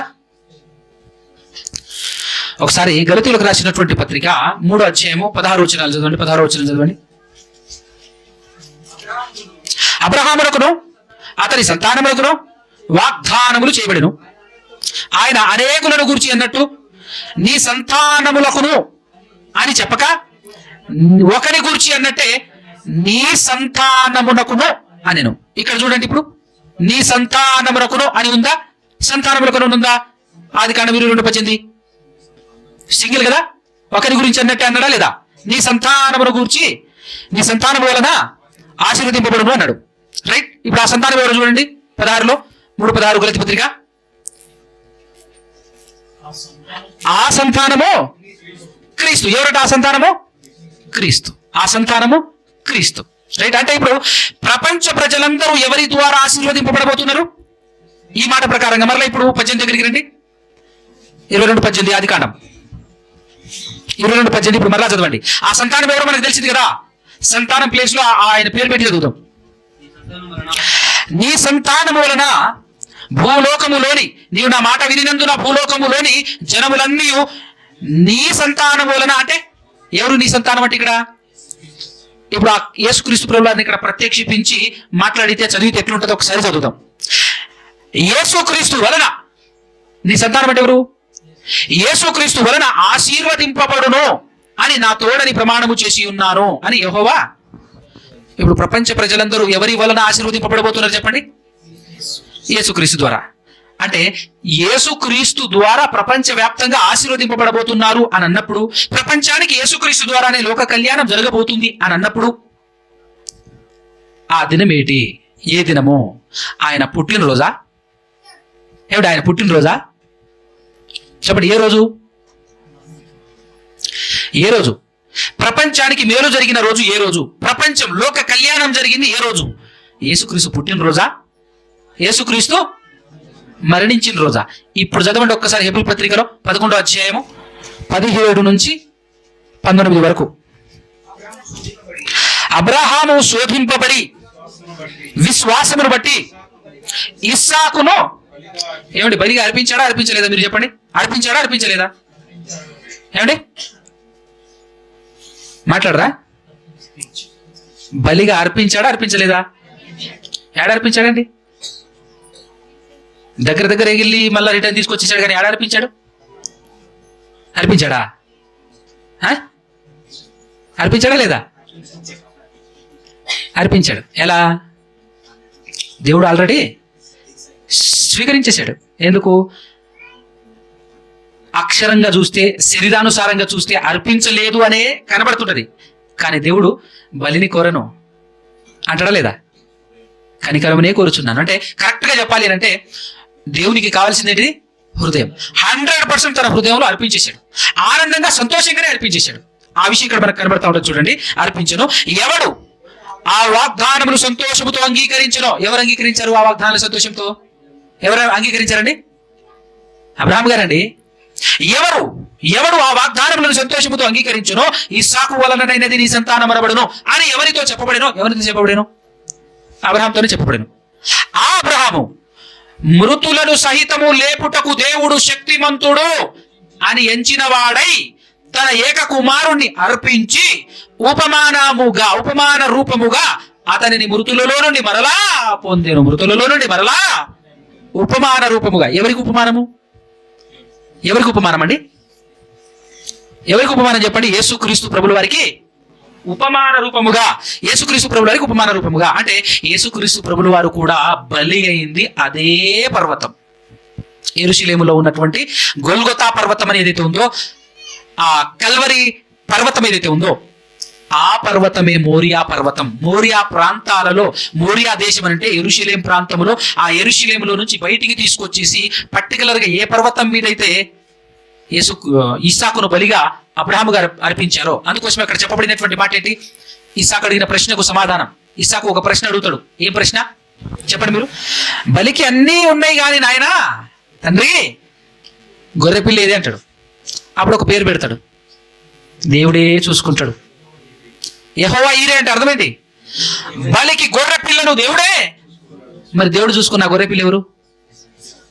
తన ఏకైక కుమారుడు. అందుకోసమే అబ్రహాముతో 3 సార్లు ఊటంగిచ్చినటువంటి మాట ఏంటంటే, నీవు ప్రేమించుని ఇస్సాకుని, నీకు ఒక్కడే ఉన్నటువంటి నీ కుమారుణ్ణి ఇయ్యటానికి నాకు వెనక తీయలేదు కదా. రానున్నటువంటి దినాలలో లోక కళ్యాణం కోసం నాకున్న ఏకైక కుమారుడిని నేను ఇస్తున్నాను. మనందరికీ నోటెడై ఉన్నటువంటి మాట ఏంటి చెప్పండి? దేవుడు లోకమును ఎంతో ప్రేమించెను కాగా తన అద్వితీయ కుమారుణ్ణి, అంటే అర్థం ఏంటి? తన ఏకైక కుమారుణ్ణి ఏం చేశాడట? ఎందుకు అర్పించాడో కూడా చెప్పాడు అక్కడ. చదవండి ఒకసారి. ఎవరికి నోటెడ్ లేదైతే ఆ మాట కదా. చదవండి. యోహాను సువార్త 3:16, 3:16 చదవండి. దేవుడు లోకమును ఎంతో ప్రేమించెను కాగా ఆయన తన అద్వితీయ కుమారుని యందు విశ్వాసముంచువాడు నశింపక నరకానికి పోకుండా, నశించక అంటే నరకానికి పోకుండా ఆయనను మన కొరకు అనుగ్రహించెను. ఆయనను మన కొరకు అనుగ్రహించెను కదా. అప్పుడు ఇక్కడ మృతులలో నుండి మరలా పొందెను అని చెప్పేసి హెబ్రీ పత్రికలో రాయబడి ఉన్నది చూసారా? ఎవరికి సాదృశ్యంగా? యేసుక్రీస్తు ప్రభుల వారికి సాదృశ్యంగా. ఇప్పుడు యేసుక్రీస్తు ప్రభుల వారు చనిపోయి 3వ దినాన తిరిగి లేచిన తర్వాతే ఏం జరిగింది? లోక కళ్యాణం జరిగింది. అందుకోసమే లూకా సువార్త 24వ అధ్యాయంలో 45 నుంచి చదవండి. ఒక మంచి మాట అక్కడ చెప్పబడతా ఉంది. అప్పుడు వారు లేఖనములను గ్రహించినట్లుగా ఆయన వారి మనసు తెలిసి క్రీస్తు శ్రమపడి 3వ దినమున మృతులలో నుండి లేచుననియు యెరూషలేము మొదలుకొని సమస్త జనములలో, బాగా వినండి, యెరూషలేము మొదలు ఎక్కడి నుంచి అంటే యెరూషలేములో నుంచి జీవజలం ప్రవహిస్తుంది అని చెప్పేసి జకర్యా గారు చెప్పారు. గుర్తుందా? మనం చదువుకొని వచ్చాము. యెరూషలేము మొదలుకొని సమస్త జనములలో ఆయన పేరట మారు మనసును పాపక్షమాపణను ప్రకటింపబడునని వ్రాయబడి ఉన్నది. ఎప్పుడు మొదలైతుంది? ఎప్పుడైతే శ్రమపడి 3వ దినాన తిరిగి లేచిన తర్వాత, శ్రమపడి 3వ దినాన తిరిగి లేచిన తర్వాత ప్రకటింపబడుతుంది. మరి తిరిగి లేవక ముందు యేసు ప్రభు ఏం చెప్పాడో తెలుసా? తన శిష్యులతో ఏం చెప్పాడు? మీరు ఇశ్రాయేలులో నశించిన గొర్రెలకు తప్ప అన్యుల జోలికి వెళ్ళకండి, అన్యుల దరిదాపులకు కూడా మీరు వెళ్ళకండి అని చెప్పేసి ఆయన బ్రతికున్నప్పుడు చెప్పాడు. ఎప్పుడైతే ఆయన చనిపోయి 3వ దినాన తిరిగి లేచిన తర్వాత ఏమని మాట్లాడుతున్నాడు? మత్తయి సువార్త 28వ అధ్యాయము ఏమని మాట్లాడుతున్నారు చూడండి, 18వ వచనం. అయితే యేసు వారి యొద్దకు వచ్చి, ఎప్పుడు వచ్చి? చనిపోయి 3వ దినాన తిరిగి లేపబడిన తర్వాత వచ్చి, పరలోకమందును భూమి మీదను నాకు సర్వాధికారం ఇవ్వబడి ఉన్నది, కాబట్టి మీరు వెళ్ళి సమస్త జనులను శిష్యులుగా చేయుడి, తండ్రి యొక్క కుమారుడు యొక్క పరిశుద్ధాత్మ యొక్క నామములోనికి వారికి బాప్తిస్మం ఇచ్చుచు, నేను మీకు ఏ ఏ సంగతులను ఆజ్ఞాపించుతున్నో వాటన్నిటిని కైకొనవలెనని వారికి బోధించుడి. ఎప్పుడైతే మరణించి 3వ దినాన తిరిగి లేచాడో అప్పుడు ప్రపంచవ్యాప్తంగా వెళ్ళండి అని తన శిష్యులకు ఆజ్ఞాపిస్తున్నాడు. కానీ ఆయన చనిపోక ముందు ఏం చెప్తున్నాడు? మీరు వెళ్ళకండి, అన్య జనుల జోలికి వెళ్ళకండి అంటున్నాడు. కేవలం ఇశ్రాయేలు దగ్గరికి వెళ్ళండి అని అంటున్నాడు కదా. అపోస్తుల కార్యములో ఒక మాట ఏం చెప్పబడిందో చూడండి ఒకసారి. అపోస్తుల కార్యం 3వ అధ్యాయం 24 నుంచి చూద్దాం. 24 నుంచి. మరియు సమయాలు మొదలుకొని ఎంతమంది ప్రవక్తలు ప్రవచించిరో వారందరూ ఈ దినమును గురించి ప్రవచించిరి. ఏ దినమును గురించి ప్రవచించిరి? ఏంటి ఆ దినము? బాగా వినండి. ఈ దినమును గురించే ప్రవచించారు. అది ఏ దినము అంటే, ఆ ప్రవక్తలను దేవుడు అబ్రహాముతో కూడా చెప్పాడట. అబ్రహాముతో నీ సంతానమందు భూలోక వంశములన్నీ ఆశీర్వదింపబడునని చెప్పి మీ పితరులతో చేసిన నిబంధనకు మీరు వారసులై ఉన్నారు. నెక్స్ట్, దేవుడు తన సేవకుణ్ణి పుట్టించి, అంటే కిందే ఉంది, ఫుట్ నోట్లో ఏముంది ఒకటి, పుట్టించి అంటే పుట్టినరోజు చేసుకోకూడదు, పుట్టినరోజు కాదు, విలువైంది. లేపి అంటే ఏ రోజు? చనిపోయి తిరిగి లేచిన దినం. చనిపోయి తిరిగి లేచిన దినం, చనిపోవటం తిరిగి లేవటం. పుట్టించి మీలో ప్రతి వాని దుష్టత్వము నుండి మళ్లించుట వలన మిమ్మును ఆశీర్వదించుటకు ఆయన మొదట మీ యొద్ద పంపెనని చెప్పాను. మిమ్మును ఆశీర్వదించుటకు. ప్రపంచం ఆశీర్వదింపబడబోతుంది. దేని వలన? ఏ దినమని? ప్రపంచం ఆశీర్వదింపబడబోయే దినము యేసుక్రీస్తు ప్రభులు వారు చనిపోయి తిరిగి లేపబడిన దినం. మరణ పునరుద్ధానము, మరణించి మరలా తిరిగి పునరుద్ధారుడై లేచిన దినము. ఈ ప్రపంచానికి, లోకానికి కళ్యాణం జరిగిన దినము, మేలైన దినము, మంచి దినము. ఈ ప్రపంచం ఆనందించాల్సిన దినము, ఉత్సహించాల్సినటువంటి దినం. ఏ దినము? కీర్తనకారుడు రాసినటువంటి దినము. ఏ దినము? నిషేధింపబడిన దినం. ఎప్పుడైతే ఇశ్రాయేలులు యేసుక్రీస్తును నిషేధించడం అంటే చంపేసి పాతి పెట్టేశారో, అలా చనిపోవటం వలన ఏం జరిగింది? ప్రపంచానికి మేలు జరిగింది. చనిపోయి 3వ దినాన తిరిగి లేవటం వలన ఏం జరిగింది? ప్రపంచానికి మేలు జరిగింది. అందుకోసమే ప్రసంగి ఏం చెప్తుంటాడు? 7వ అధ్యాయం 1వ వచనంలో, ఒకని జన్మదినము కంటే ఒకని మరణ దినమే మేలు. ఎవరో ఒకడు, నువ్వు నేను కాదు, ప్రపంచంలో ఎవరు కాదు. అది యేసుక్రీస్తు గురించి చెప్పబడిన ప్రవచనం. ఒకని జన్మదినము కంటే ఒకని మరణ దినము మేలు. నిజంగా చెప్పాలి అని అంటే, దమ్మున్న ఫెస్టివల్ ఏంటో తెలుసా? గట్స్ ఉన్న ఫెస్టివల్ ఏంటో తెలుసా? ఒక్క నీతిమంతుడు మాత్రమే పండగ చేసుకునేటటువంటి దినం ఏంటో చెప్పనా? మీ ఇంట్లో ఒక నీతిమంతుడు చనిపోయిన రోజు నిజంగా మనం పండుగ చేసుకోవాలి. ఎందుకు చెప్పండి? ఎందుకు? పుట్టినరోజు కాదు, ఎవడు పడితే వాడు పుడతాడు. పుట్టే దాంట్లో ఏం ప్రయోజనం లేదు. ఇప్పుడు మీరు బాగా ఆలోచన చేస్తే, మీరు పండుగ ఇల్లు మొదలెట్టిన రోజు చేస్తారా, పూర్తి అయిన రోజు చేస్తారా? ఇల్లు కడతారు కదా, కట్టేటప్పుడు గృహ ప్రవేశం రోజు మీరు పండుగ చేస్తారా? ఆ ఇల్లు కడుతున్నప్పుడు చేస్తారా? ఎప్పుడు చేస్తారు? పూర్తి అయిపోయి గృహంలో ప్రవేశం అప్పుడు పండుగ చేస్తాం, అంతేనా కదా? ఏదైనా ఒక పని ఆరంభించినప్పుడు చేస్తామా, ముగించినప్పుడు చేస్తామా పండుగ? అంటే మనమందరం పుట్టటం అనంటే మన పని ఆరంభమైంది ఆ రోజు. యేసు ప్రభు పుట్టాడు అనంటే పని స్టార్ట్ చేశాడు ఆ రోజు. స్టార్ట్ చేసిన ఆయన ముగిస్తేనే కదా దానికి ఒక బలం, విలువ కలిగేది, అవునా కదా? యేసుక్రీస్తు ప్రభువు తన జీవిత కాలం మొత్తం ఎలా బ్రతికాడు, ఏ విధంగా బ్రతికాడు? ఒక్కసారి ఆ మాట చదవండి. హెబ్రీ పత్రిక 5:7, శరీరధారి అయి ఉన్న దినములలో మహారోదనముతోను కన్నీళ్లతోను తనను మరణము నుండి రక్షింపగల వానికి, అంటే దేవునికి ప్రార్థనలను యాచనలను సమర్పించి భయము భక్తి కలిగి ఉన్నందున ఆయన అంగీకరింపబడెను. ఆయన దేవుని చేత అంగీకరింపబడటానికి ఎన్ని కార్యక్రమాలు జరిగినాయి, ఎంత ఇబ్బంది పడ్డాడు, ఎంత రోదన, ఎంత శ్రమ, ఎంత కష్టాల గుండా ఆయన నడిచాడు. అవన్నీ రాకపోతే మరణానికి విలువ ఉండదండి. కొంతమంది చెప్తారు పుట్టినరోజు చేసుకోవటం వేస్ట్, దండగా ఆ చనిపోయిన రోజే చేసుకోవాలి పండగ అని మనం చెప్తే కొంతమంది మాట్లాడేటటువంటి మాట ఎట్లుంటుంది అంటే ఏమండి ఆయన చనిపోవాలంటే పుట్టాలిగా ఫస్ట్, అవునా కదా, లాజికే కదా. ఏమైనా చచ్చిపోయిన రోజు పండుగ చేసుకోవాలని చెప్పేసి అంటున్నారు మీరు, ఆయన చదవాలంటే పుట్టాలని అంటాడు, అంతేనే కదండి. పుట్టాలి అనుకుంటే మరి మనం అందరం పుట్టినాం, అవునా కదా, మనమందరం కూడా చేస్తాం. ఏ మనిషి చావులో లేనిది ఆ మనిషి చావులోనే వచ్చిందంటే ఎందుకు, అవునా కదా. పుట్టిన తర్వాత చేయాల్సిన కార్యక్రమాలన్నీ చేయటం వల్ల వస్తుంది మరణానికి విలువ. పుట్టటం సావటం, పుట్టాడు, పుట్టకపోతే చావు ఉండదు, పుట్టకపోతే చావుకు విలువ ఉండదు అని కాదు చెప్పాల్సింది మ్యాటరు. ఎవడైనా పుడతాడు, పుట్టుక వల్ల కాదు, పుట్టిన తర్వాత చేయాల్సిన కార్యక్రమం జరగకపోతే ఏం రాదు, విలువ రాదు. అన్నం ఉంది, రైస్ కుక్కర్ వాడుతున్నారు ఇక్కడ మీరు, లోపల బియ్యం వేసేసి నీళ్లు వేసేసి అక్కడ పెట్టేసినాం, ఏమైనా ఉంటుందా ప్రయోజనం, ఏమైనా ఉంటుందా అండి దానివల్ల? ఎప్పుడు ప్రయోజనం? ఉడికిన తర్వాత కదా ప్రయోజనం, ఉడకకపోతే ప్రయోజనం లేదు. లోపల పెట్టడం పుట్టడం లాంటిది, లోపల పెట్టేసినంత మాత్రం ప్రయోజనం లేదు, అది ఉడికిన తర్వాత నీకు నాకు మనకు ప్రయోజనం. యేసుక్రీస్తు ప్రభుల వారు ఇప్పుడు ఒకవేళ పెట్టిన తర్వాత స్విచ్ చేయలేదు అనుకో, మనం ఏమైనా ప్రయోజనం ఉంటుందా? ఫైనల్కి వస్తుందా? రాదు. మనం కూడా మన జీవితాలు పుట్టిన తర్వాత మన జీవితం సార్థకం ఎప్పుడైతుంది అంటే మనం చేయాల్సిన కార్యక్రమం మనం పర్ఫెక్ట్ గా చేసినప్పుడే మన జీవితానికి ఒక సార్థకం దొరుకుతుంది. అప్పుడు మన మరణం దేవుని దృష్టికి విలువైందిగా కనబడుతుంది. యెహోవా భక్తుల మరణము, మరి భక్తిహీనుల మరణము, వాళ్ళు మరణిస్తున్నాడు, వాళ్ళది కూడా మరణమే. కానీ ఏ మరణానికి విలువ వస్తుంది?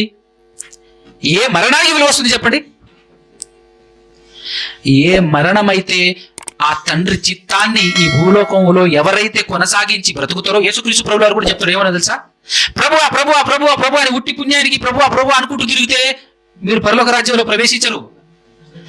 పరలోకమందున్న నా తండ్రి చిత్త ప్రకారం ఎవరైతే జరిపిస్తారో వారు మాత్రమే పరలోక రాజ్యంలో ప్రవేశించడానికి అర్హులు అని అంటాడు. అంటే ఇప్పుడు పుట్టిన ప్రతి వ్యక్తి యొక్క జీవితం సార్థకం కావట్లేదు. ఇక్కడ సార్థకం కావాలి అని అంటే, మరణానికి విలువ పెరగాలి అని అంటే, బ్రతికినన్ని రోజుల్లో మనం ఏం చేస్తున్నామో అది చేయాలి, కరెక్ట్ గా పండాలి. అక్కడ బ్రతుకు పండాలి అని అంటారు, బ్రతుకు పండితేనే మరణానికి విలువ.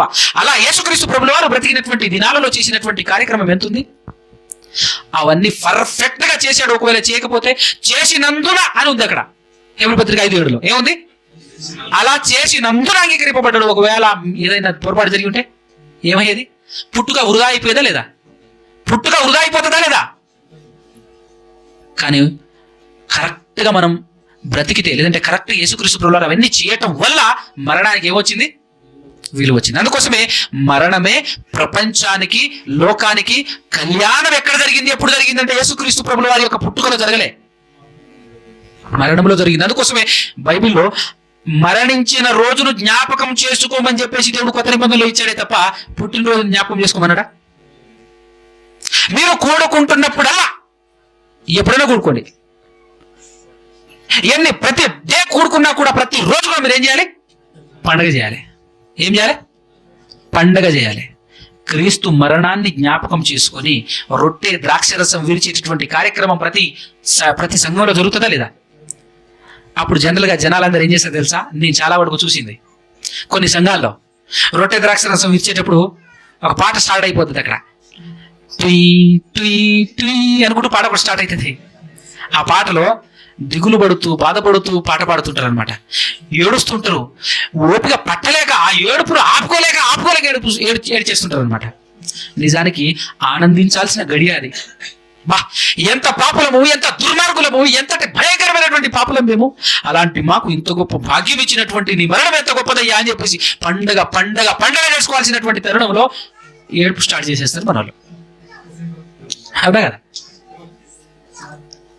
రొట్టె ద్రాక్షరసం ఇచ్చేటప్పుడు ఎంత ఆనందంగా తీసుకోవాలి, నువ్వు ఎంత సంతోషంగా తీసుకోవాలి మనం కదా.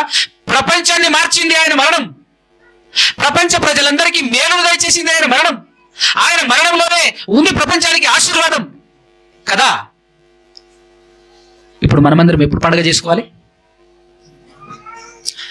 దేవతలు సహితము తొంగి చూసేటటువంటి కార్యక్రమం అన్నమాట. ఏంటో తెలుసా?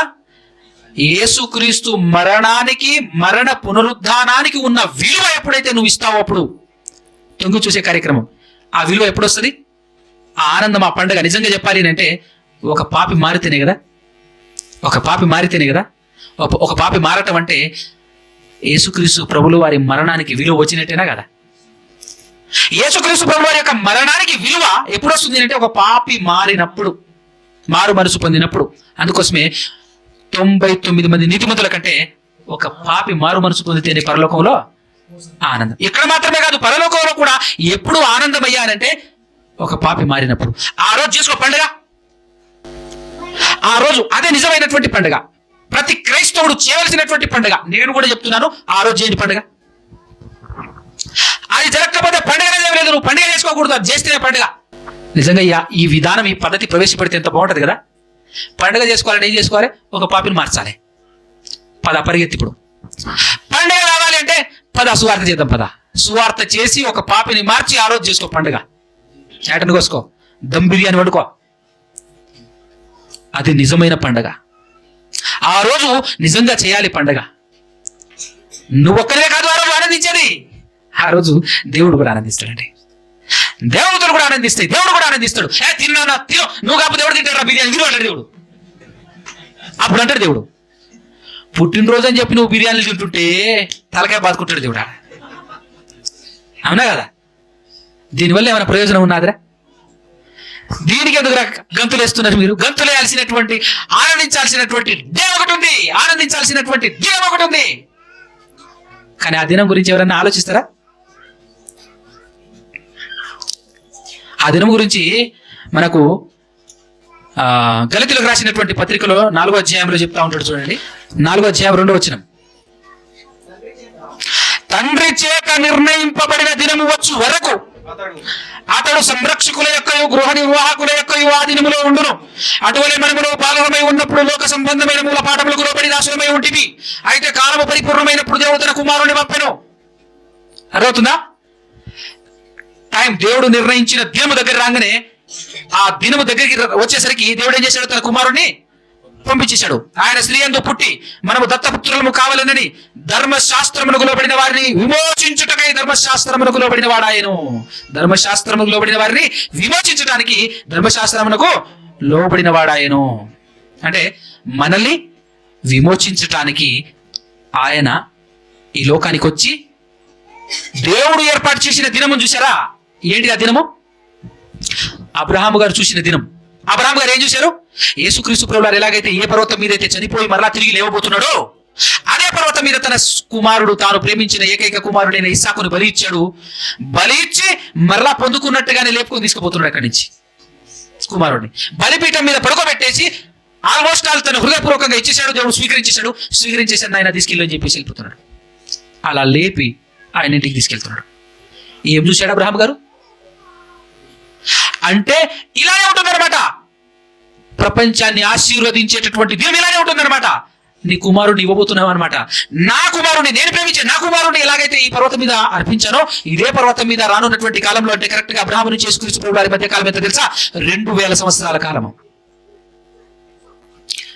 2000 సంవత్సరాల కాలం తర్వాత నీ కుమారుణ్ణి నీవు ప్రేమించు, నీ ఏకైక కుమారుణ్ణి ఇదే పర్వతం మీద బలివ్వబోతున్నావు అనమాట.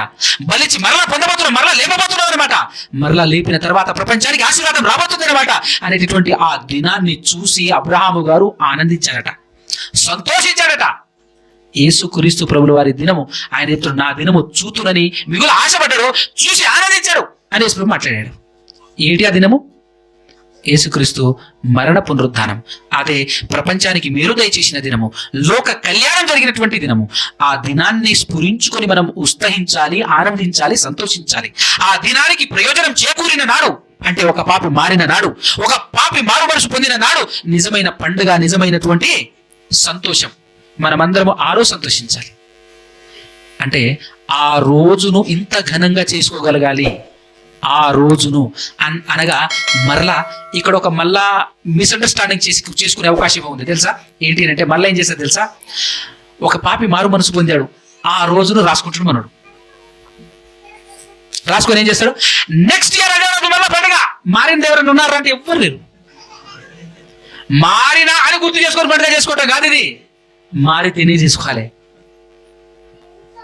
అంటే మళ్ళీ మారిన రోజులు డేట్ రాసుకొని మళ్ళీ ప్రతి సంవత్సరం చేసుకుంటూ పోతే అది పండగ కాదు. అందుకోసమే ఒక మాట మనకు తెలిసిన మాటే, 99 నీతిమంతుల కంటే అది మారాలి. ఈ 99 నీతిమంతులు ఆల్రెడీ మారిన వాళ్ళే. మళ్ళీ మారిన దినాన్ని గుర్తు చేసుకొని పండుగ చేసుకుంటే దేవుడు ఆనందించడు, దేవుడు సంతోషించడు. ఇప్పుడు కొత్తగా ఫ్రెష్గా ఒక పాపి మారాలి, అది పండుగ. అలా నువ్వు మార్చిన రోజే పండుగ చేసుకో, మిగతా రోజులు పండుగ చేయకు. ఇది ప్రపంచానికి తెలియజేయాలి. ఇదే జరగాలి, అది దేవుడు ఆశించినటువంటి ఆశ, దేవుడు కోరుకున్నటువంటి కోరిక. ఇదే జరిగితే నిజంగా ఎంతో బాగుంటుంది కదా, ఎంత అద్భుతంగా ఉంటుంది కదా. ఏ రోజైతే పండుగ చేయాలని నీకు అనిపిస్తుందో వీళ్ళు బయటికి వెళ్ళు, సువార్త చెప్పు, ప్రకటించు. ఒక పాపి ఒకరో ఇద్దరు నలుగురో 10 మంది మారుతారు, మారుమనసు పొందుతారు. మారుమనసు పొంది బాప్తిజం తీసుకోవడానికి సిద్ధపడతారు. ఆ రోజు నువ్వేం చేయాలి? పండుగ చేయాలి. ఆ రోజు క్రిస్మస్ చేయకూడదు, పండుగ చేయాలి. క్రిస్మస్ ఏందో లాస్ట్ టైం మనం చూసాము, నిన్ననే చూసాం కదా. క్రిస్మస్ అనే పదమే తప్పు, అది బైబిల్లో లేదు, అది తప్పు కూడా. కాబట్టి ప్రియులారా, లోక కళ్యాణం యేసుక్రీస్తు పుట్టుకలోన, యేసుక్రీస్తు మరణంలోన. యేసుక్రీస్తు మరణంతోనే లాభం ఉంది, నీకైనా నాకైనా మనకైనా. పుట్టుకలో ఎవరికి ప్రయోజనం లేదండి. యేసు పుట్టినందుకు ఎవరికి ప్రయోజనం లేదు, కానీ ప్రయోజనం ఎక్కడ చేకూరింది అంటే ఆయన మరణంలో ఉంది. ఆయన మరణంలో అందరికీ వచ్చింది. ఆయన మరణించి తిరిగి అంత పవిత్రంగా, అంత పరిశుద్ధంగా బ్రతికి మరణించడం వల్ల ఈరోజు మనమందరం వెలుగుతున్నాం. అదే ఆ విధంగా కాకపోయి ఉంటే జరుగునా? ఆయన కంటే ముందు చాలా మంది నీతిమంతులు, ప్రవక్తలు ఎంతో మంది బ్రతికారు, చనిపోయారు, కానీ వాళ్ళ మరణం మనల్ని ఉద్ధరించలేకపోయింది. ఎవరు ఉద్ధరించలేకపోయింది, కానీ ప్రపంచాన్ని ఉద్ధరించిన మరణం ఎవరిది అంటే యేసుక్రీస్తు ప్రభువు వారి మరణం ఉద్ధరించబడింది, ప్రపంచాన్ని ఉద్ధరించినటువంటి మరణం. కాబట్టి అది జ్ఞాపకం చేసుకొని, దాన్ని పురస్కరించుకొని మనం అందరం ఏం చేయాలి? ఆ రోజు మనం చేయాలి పండుగ. చేస్తారు కదా, అర్థమైందా? ఏమండి, ఇందులో చాలా మందికి ఉండేటటువంటి డౌట్, అబ్రహాము గారు యేసుప్రభుని చూశాడు, యేసుప్రభు దినాన్ని చూశాడా? యేసుప్రభు దినాన్ని చూశాడు. ఎక్కడ చూశాడు, ఎప్పుడు చూశాడు కదా? యేసుప్రభు దినం అంటే యేసుప్రభు జీవితంలో 33.5 సంవత్సరాలు బ్రతికిన జీవితంలో ఏ దిన ప్రపంచానికి ఆశీర్వాదకరంగా మారింది? ఆయన మరణ దినం. ఆయన బ్రతికిన దినాల్లో ఏ దిన ప్రపంచానికి మేలుకరంగా మారింది? మరణ దినం. మరణ దినం. కాబట్టి దాన్ని మనం పండగ చేసుకోవాలి, ఉత్సహించాలి, సంతోషించాలని దేవుడు సూచించాడు. కాబట్టి ఆ పని చేసి మనమందరము సంతోషించి ఆనందించి, అలాంటి దినం వచ్చినప్పుడు బిర్యానీ తినే ప్రయత్నం చేస్తే బాగుంటుంది. ఆ రోజు ఆయన రోజు మాత్రమే కాదండి, ఇంకొక మాట చెప్పి నేను పాఠం ముగించేస్తాను. ఏంటిదో తెలుసా? మన కుటుంబంలో కూడా మనం ఎప్పుడు ఆనందించాలో తెలుసా? నాకు కుమారుడు పుట్టాడు, చేయి పండుగ ఎక్కడ చేయని చెప్పేసి కుమారుడు పుట్టినందుకో కుమార్తె పుట్టినందుకో కాదు చేయాల్సింది. మీ ఇంట్లో ఎవరైనా నీతి నిజాయితీగా పవిత్రంగా పరిశుద్ధంగా బ్రతికి దేవునిలో నడిచి ఆయన చనిపోతే ఆ రోజే పండుగ, నిజమైన పండుగ ఆ రోజు చేయాలి. నువ్వు చేయగలరా? చేయలేము. ఎందుకో తెలుసా? మనకు భయం. ఎవరి వల్ల భయం? లోకం వల్ల భయం. లోకస్తులు ఏమంటారు? ఒరే వీడికి కొంచెం కూడా ప్రేమ లేదేందిరా, వాళ్ళ నాన్న చచ్చిపోతే వీడు ఎంజాయ్ చేస్తున్నాడు ఏందిరా వీడు అంటాడా లేదా? ఒరే వీళ్ళు ఇంట్లో చచ్చిపోతే బాధపడాలి కానీ వీడు నవ్వుతున్నాడు ఏంటరా, వీడు ఎంజాయ్ చేస్తున్నాడు ఏంటరా అని చెప్పేసి లోకం అంటదేమోనని అనా కదా? లోకానికి తెలియదు మరణం అంటే ఏంటో, మనకు తెలుసు మరణం అంటే ఏంటో. ఒరే పిచ్చివారలారా, మీకు తెలియదు మరణం అనేటటువంటిది ఒక అందమైన ఫ్లైట్, అందమైన ఫ్లైట్. అదెక్కి మా నాన్న ఎడిగిపోయాడు తెలుసా? నువ్వు నేను మనం పోలేవురా. మనం పోలేని లోకం అది. దేవుడున్న లోకం దగ్గరికి, దేవుడు ఏర్పాటు చేసిన స్థలానికి వెళ్ళాడు. అక్కడ బాధకు దుఃఖానికి చోటే లేదు. అలాంటి లోకానికి వెళ్ళాడు అని అంటే ఎంత ఆనందం. మీ ఇంట్లో ఒక అబ్బాయి అమెరికా వెళ్ళాడంటే ఎంత ఆనందపడతాం. ఆడికి పోయి పాడవటానికి వెళ్తాడు. పాడవటానికి వెళ్ళినటువంటి ప్లేస్కే నువ్వు ఇంత ఆనందపడితే పరలోకం దేవుడు ఏర్పాటు చేసినటువంటి ఆ పరదేశికి వెళ్తే ఇంకెంత ఆనందపడాలని మనం. అవునా కదా? నీతి నిజాయితీగా పవిత్రంగా పరిశుద్ధంగా బ్రతికి మన ఇంట్లో ఎవరైనా చచ్చిపోతే జబర్దస్తిగా ఆనందం చేయాలి. ఆ రోజు మనం జబర్దస్తిగా ఆనందం పడాలి. ఆ రోజు అవునా కదా? హాయిగా సంతోషంగా చెప్పాలి, ప్రకటించాలి. ఆ రోజు అనేకులకు తెలియజేయాలి. ఆ రోజు కూడా ఏం చేయాలి? మా నాన్న చనిపోయిన రోజు, యేసు ప్రభు మా నాన్న చనిపోయాడు. ఈ చనిపోయేటటువంటి మా నాన్న చనిపోతే నేను ఎందుకు ఆనందిస్తున్నానంటే మా నాన్న మరణాన్ని అద్భుతంగా ఆనందంగా మార్చింది ఒక మరణం ఉంది. ఆ మరణం గురించి చెప్తున్నాను రండి అని చెప్పేసి పిలిచి మరి యాటను కోసి మరి దమ్ బిర్యానీ పెట్టి మరి చెప్పాలి ఏమని? ఒక ఆయన ఉన్నాడు, ఆయన మరణం వల్ల మా నాన్న మరణం ఈరోజు ఉత్తమమైంది అన్నారు నువ్వు నేను మనం. ఆయన మరణం వల్ల మా అమ్మ మరణం విలువైందైంది. ఆయనే మరణించకపోతే ఈరోజు మా నాన్న మరణమైనా నా మరణమైనా ఎవరి మరణమైనా విలువలేనిది అయిపోయేది కదా. కాబట్టి ఇలాంటి తరుణములు, అందుకోసమే నేను చెప్పాను స్టార్టింగ్లో, ఎవరైనా మన ఇంట్లో చచ్చిపోతే పండగ చేసుకోవాలి అంటే దమ్ము ఉండాలి, గట్స్ ఉండాలి. నీతిమంతుడు ఒక్కడే చేసుకోగలడు ఈ పండుగని, పరిపూర్ణత ఉండాలి, అవునా కదా. సో అలాంటి ప్రయత్నం నువ్వు నేను మనమందరం కొనసాగించాలి అని కోరుకుంటూ నా మాటలు ముగిస్తున్నాను. కళ్ళు మూసుకొని తలొచ్చినట్లే చిన్న ప్రార్థన చేసుకుంటాను.